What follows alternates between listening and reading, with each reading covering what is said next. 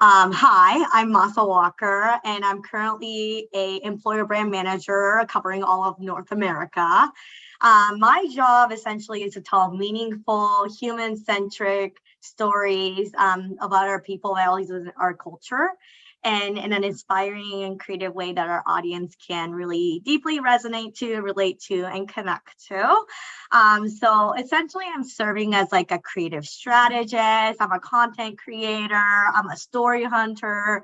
I program manage all my assets and projects, amongst many different things.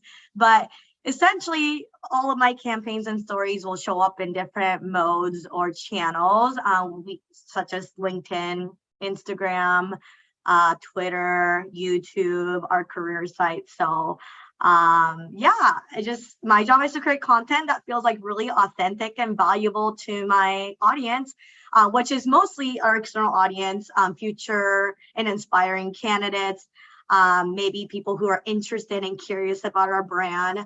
It can also be internal as well, right? Like getting our employees excited and feel pride and joy for working for a specific brand. So that's kind of the gist of my role here. No, that's great. So you were a recruiter before this role, is that correct? That's right. So I was in talent acquisition for over a decade. So recruiting is just core and just always will be piece of my heart. And I think that's what makes me a really good marketer and uniquely qualified to be an employer brand, actually. Yeah, I was going to say I chatted with some other folks who work with you, and Mhm. we're also participating in this conference here in a month or so on the topic of employer branding. And not everyone comes from a recruiting background, as you know, and you probably know that better than we do. Right. But um, what do you think? Like, what do you appreciate more having been a recruiter now that you're in this world of employer branding? Oh my gosh. I really think that having that recruiting mindset and background, because, okay, essentially, like our job in employer brand is to arm and empower our audience, and or not audience, but our customers who are recruiters, right? Like all of our assets are eventually getting used like kind of a sales enablement tool for recruiters and sourcers to equip them to tell better stories, right? So when I was a recruiter, I always found myself being a marketer, right? By nature, like I knew that I had to differentiate myself in a sea of a ton of sourcers and recruiters out there. And I think the reason why I was so successful as a recruiter is that I had that knack for storytelling. I knew that I needed to differentiate my brand. I needed to market my company and job in a different way. So I think having that understanding of deep expertise in the talent market. So I believe our talent, like sourcers and recruiters, are like market researchers. Like they are the frontline eyes and ears of like what I need to know. So for me, like it's really important for me as an employer brand manager to co-create with them, like really listening Mm. intently to what they're seeing, what the candidates are telling them, because we can have an idea as a marketer of what they're saying, but like the true honesty comes when candidate gets an offer and like the reason why they're accepting, why they're rejecting. And like recruiters and sources have such an intimate relationship with the candidates and the people that we want to speak to, that we want to capture their hearts and audiences. So I think that really gave me a unique like skill set and like kind of like an end-to-end overview of being on the other side, taking those assets and really making it work, seeing what doesn't work, and then now being able to like create that for them. What what have you heard? Like, what's I want to talk a little bit about some of what you do personally, because I that's part of how we how kind of you ended up on my radar. But um, what are you seeing kind of nowadays versus like maybe in the past year or so? Like, have the needs of recruiters or the desires of recruiters kind of changed as it relates to employer branding? What works, perhaps what doesn't? I think like old school, like when I first started recruiting, we like kind of like posted jobs. It was like a post and pray method. And, there wasn't a lot of interaction. And, obviously things changed a lot when LinkedIn came on the scene. And, you had this digital footprint and a network and a social platform where candidates can directly interact with you. You can kind of see their living and breathing document, even if they weren't interested in a job, like you were able to kind of snoop and, create that social connection and value. So I think it's really important now for recruiters to really set the tone, like see what their personal brand and what do they want to be known for, and really put out content, be creative about literally like signaling to their audience, like what is it that they're interested in, what kind of like industry do they represent, and being kind of the thought leader.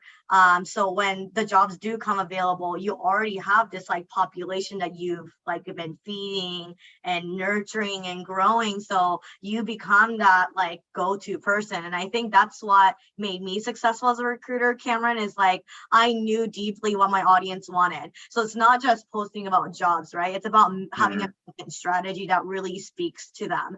So like I try really to share not just like random company article because I should, but because I personally relate to them and I think they're interesting, and I know that I know my audience and what they want to hear and what they're interested in, right? And that's by having conversation with them, like really listening to them, like seeing what kind of comments, engagement you read, and then really adjusting and pivoting your strategy to make sure that you are serving up content that they find interesting. So you become this like thought leader, and whenever the jobs do come available, they know to go to you right away. Yeah, absolutely. So from your days as a recruiter to now being on the kind of, and frankly, more of like a one-to-many role, right? Like with employer branding, you're, as you said, really enabling a lot of the recruiters with, these great kind of stories and content. How important is social for both of those functions? I've had a chance to talk with a bunch of recruiters who use Everyone's Social, but right, especially as you've made that transition to the employer branding side, like, has your view of social changed? Like, what, just for recruiting in general, how important is it? Yeah, for sure. I mean, social is like a non-negotiable at this point, right? I mean, we're all living, breathing, working in this digital age. I mean, we hang out digitally, especially with the pandemic. We've gone full blown digital, and we have all these different tools like you and I right now, like speaking on Zoom and be able to connect, have conversations on social. So I think, I really understood the importance of social even like early on. Like I recruited from Twitter, Facebook, you name it, like all sorts of different areas. I was really experimental. I really loved finding out where people hang out and live, and like just going to where they're at, like meeting where they are, right? But yes, I mean, if you are a recruiter, a sourcer, I think you could, like, you almost couldn't not be social, right? Like, where are you? Where are we How finding could your you not? candidates Yeah. and having conversations? So, like for me, like a lot of my activations are for social channels, to be able to show up and authentically able to showcase these like different stories. And so, yeah, it's imperative. And I don't know if there's anything else you wanted me to comment on, but No, I think one of the interesting things, and maybe it's just obvious, right? Because recruiting is about connecting with people, but sure. I think in the business world, a lot of, when you think about like networkers, right? I think a lot of times we think about like salespeople, and there's a lot of Mm, parallels between sales and recruiting. But from a data perspective, recruiters, I would say, are much better networkers than salespeople. I mean, just looking, for instance, at our users, which mm, span across kind of hundreds of clients, and we have salespeople who use Everyone's Social. We have recruiting teams that use it, sure. and the recruiters are just fantastic. I mean, what is it? Is it just necessity that makes a recruiter like good at social, or what? I guess, do you have any thoughts on, like, as a whole, like, do recruiters have much further to go in terms of how well they use social? I mean, I know you're at the very kind of top end in terms of how successful you've been and how you think about it, but how do you view recruiters as a whole in terms of their use of social? Yeah, I mean, the relationship between sales and recruiting is pretty intimately tied. I mean, I can't speak for all recruiting population, but like we tend to be like type A people, right? We love Yeah. working with people, like we love building that relationship. I honestly don't think you can last as a recruiter for a very long time if you didn't really love that, right? That extrovertedness, that connection. I think for us, like, obviously salespeople do love building meaningful relationship, but like I think it's so rewarding as a recruiter or sourcer to like really connect and like be able to understand um like individual needs. So for example, like in sales, you're making like, your numbers and you have like goals, and so do we. But for us, it's like, well, at least for me, recruiting was deeply personal, that like I was literally changing people's lives. Like once an enterprise customer buys like a SaaS product, like, yeah, sure, they might save money for a company, whatever. But like job is like something that is so personal to them. Like it can really change the trajectory of their families, financial outcome, their goals, their inspiration, what lights them on fire. Like I've had countless candidates that like cried on the phone, right, when I gave them the offer, and for candidates that I really advocated for them because I just believed that they belonged, right?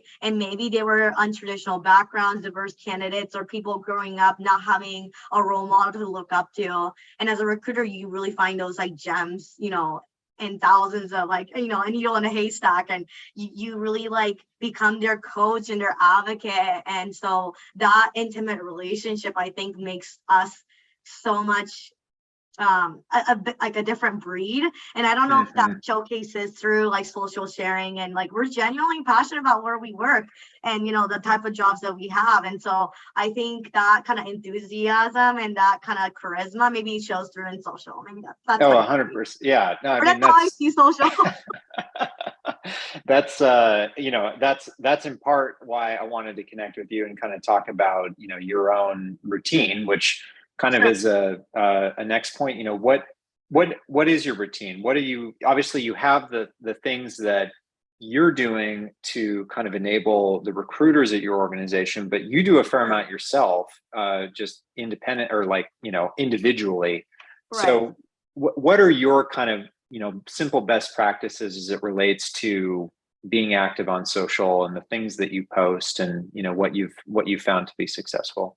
Yeah, no, for sure. Again, like, as a recruiter, I just knew that like being a good recruiter meant being a good marketer. And we all love the quote from Steve Jobs, right? Like the most powerful person in the world is a storyteller. So I just developed this passion for storytelling, and I was just fortunate to be surrounded by really great storytellers in my life, in my previous career.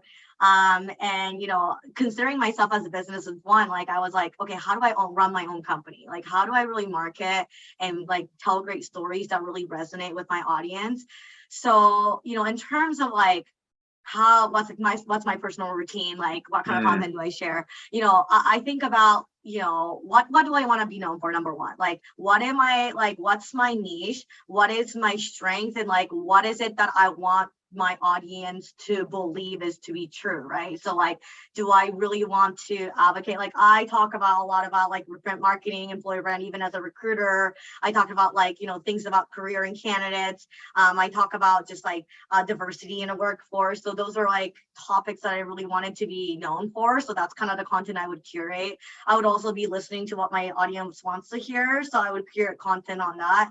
A lot of my posts has been really fun and relatable. I think there's a really, when people do social, especially like on corporate, like LinkedIn settings, like they try to be like this, like a tied up, like very boxy, like thought leader. And like for me, like I want to infuse the fun. I want to show my personality, right? So I tend to really post about like day in a life, like behind the scenes, like, oh, this is what I'm working on. This is what makes me like come alive. And so that like authenticity and the realness is what I try to show. And that's what makes me excited when I see content like that. So I really try to like resonate with my audience and try to showcase that type of content.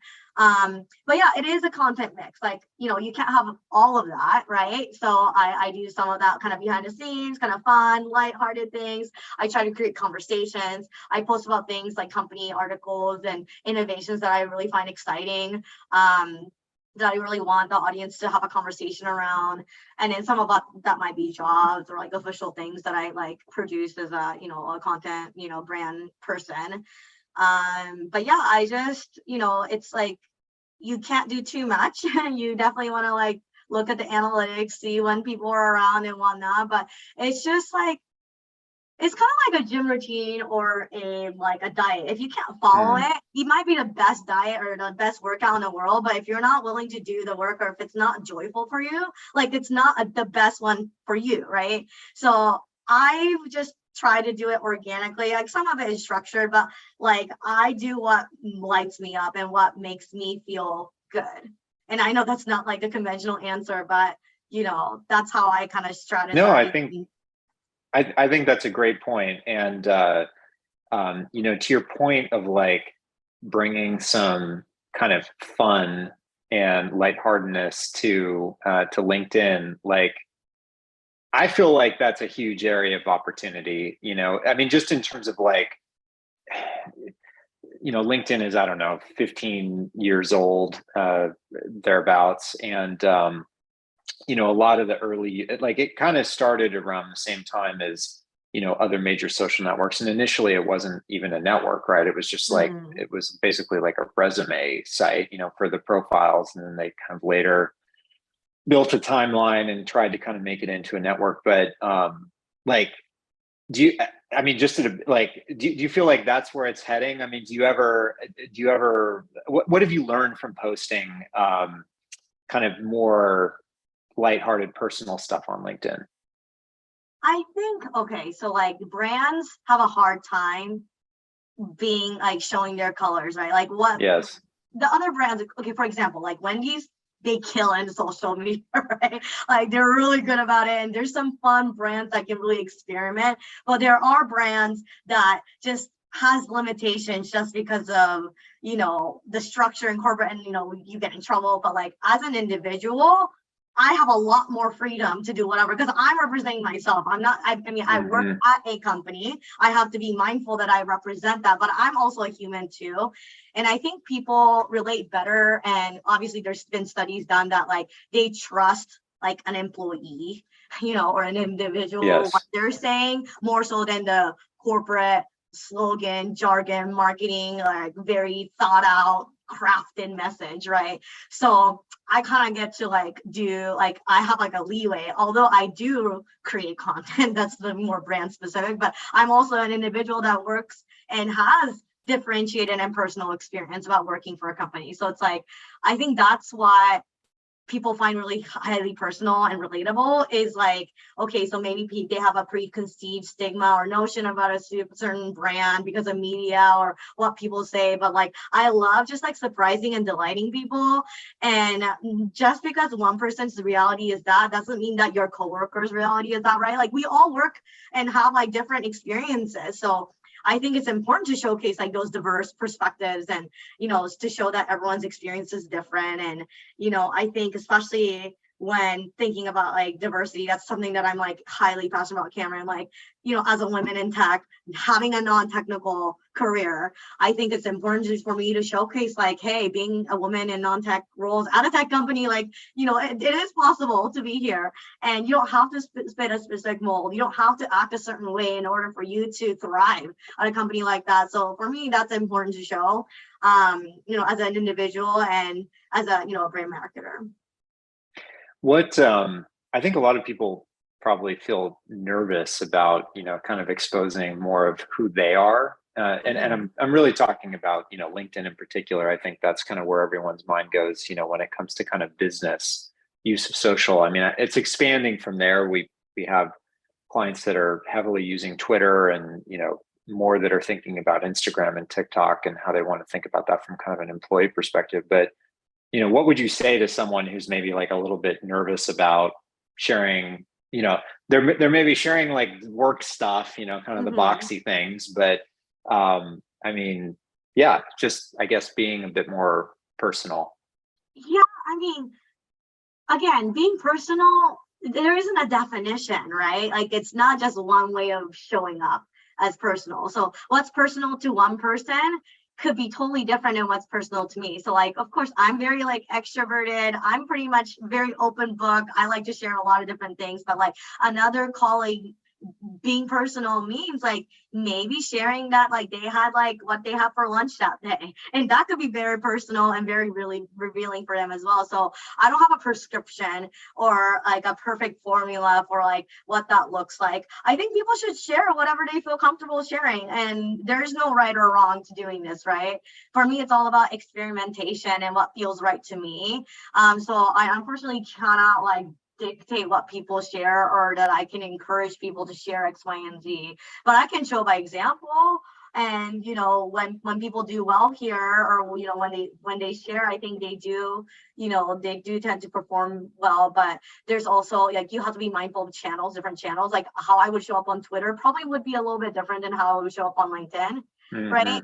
So each channel has its own purpose, has its own community, and what they resonate to. So again, it's about like having growth mindset, experimentation, learning, listening, and again, doing what's authentic and meaningful for you as a practitioner. Yeah, I think that's a great point. And to your point about kind of regimen and routine, like a gym routine, keep it Right. up, learn from it, improve.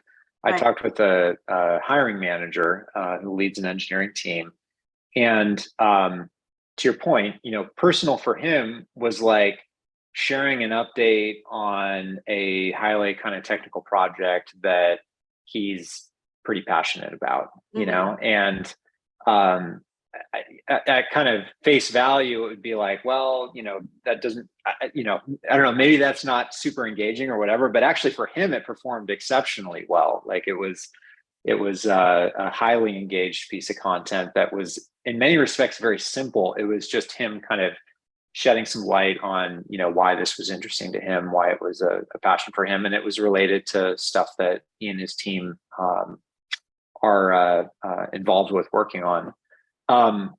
Switching topics just for a second, like you've worked at a few different organizations, you work at a really fantastic company now. How can leaders, best support their teams to use social, in particular, recruiters and those involved with employer branding? Yeah. I mean, first and foremost, like be real, be human, right? Like, and anything that you're sharing, like no one wants a corporate robot, right? So it's not just resharing because you think it's good, but like I said, are you resharing with a purpose and intent? Like, can you add a personal spin to it? Like, tell the audience like why you're sharing, like why you find this piece of content interesting, or So, and then the number two is like, are you willing to engage with your audience? Once you post that, when people are commenting and creating conversations, like can you add value there? And leaders like using social, it's about setting a tone. Like leadership is all about creating a vision, setting a tone. And I'm not talking leaders like just people managers. Leadership can be not limited to people leaders, but also like individual contributors. Like you can have leadership qualities. It's about how you show up. So you can perhaps share like what's exciting, what's happening in your organization. Maybe you had an offsite and you're just like really jazzed about it. Like maybe you're proud of the work that you created as a team and a collaboration moment, maybe a breakthrough that you had. That generates energy, right? And people want energy. They're really attracted to that. So like that's one way that they can authentically share. Highlighting their team success, as a people leader, like being proud of your team's work, that creates morale for your team. Like that shows recognition, and that shows the external audience like how exciting it's to be to work for a team like that, right? That's perhaps one of the ideas. Highlighting success and wins. Maybe like just like the engineer that you shared, like sharing a challenge that they're excited to tackle, sharing that vision.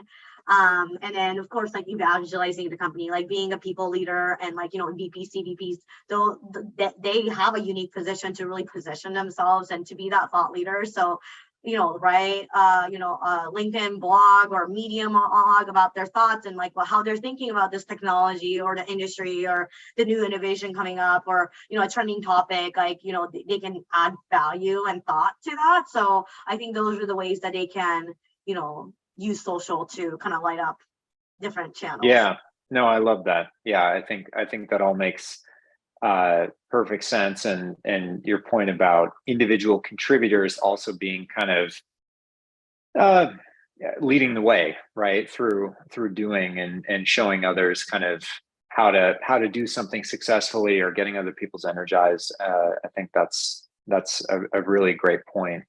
So you use Everyone Social. Yes. How does Everyone Social help you, and why do you use it? Um, it's a curated collection, right? So we have people internally that really like story hunts and collect. So it's a nice little platform where I'm not having to like go to different sites to like story hunt. I do some of that, and I actually do curate and like put content on the website. But for an average Joe or Jane, they don't have time to do that. So it's a great way to kind of curate content by subject. So we have different like channels that people can use, and it's like a one-click share, and there might be like a social copy already written for them. Obviously, I encourage people to like personalize everything that they post, but that's kind of how I use the platform.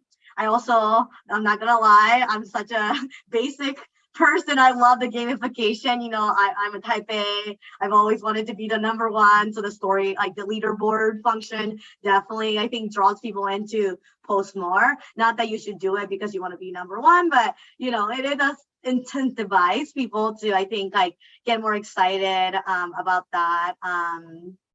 So yeah, I think Everyone Social and other content sharing platforms make it easier for people who just don't have the muscle to, go and do that, and makes it kind of a, less of a ramp to, be social and share the content. What are other networks that are important now, or you think are going to be really important as it relates to recruiting? Oh, I have an opinion that. Okay, so like I personally love Blind. I know that place can be real toxic, but like people are very real on Blind. And like as a recruiter, I really like was scoping what people said.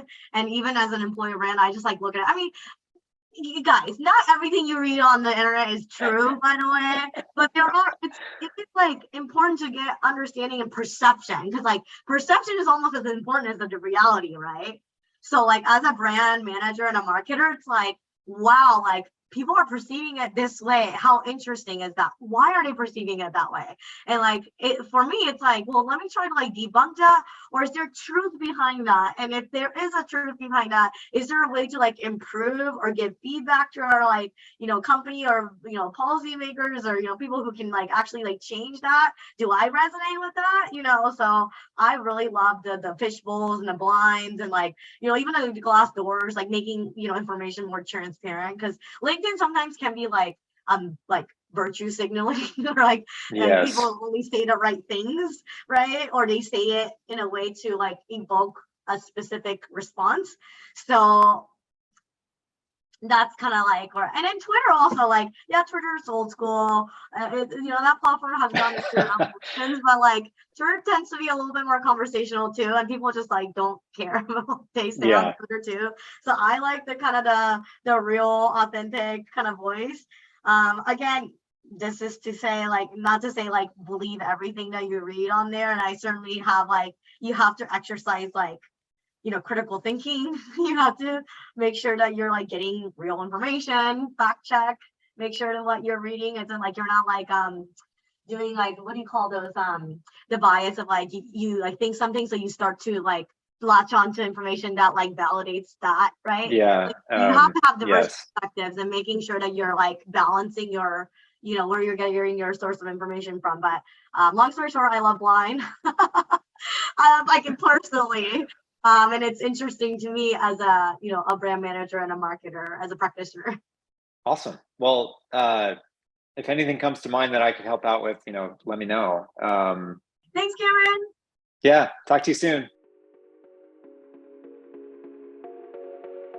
Thanks for listening to this episode of the Social at Scale podcast. If you enjoyed what you heard, please be sure to subscribe. If you didn't enjoy it, please let me know.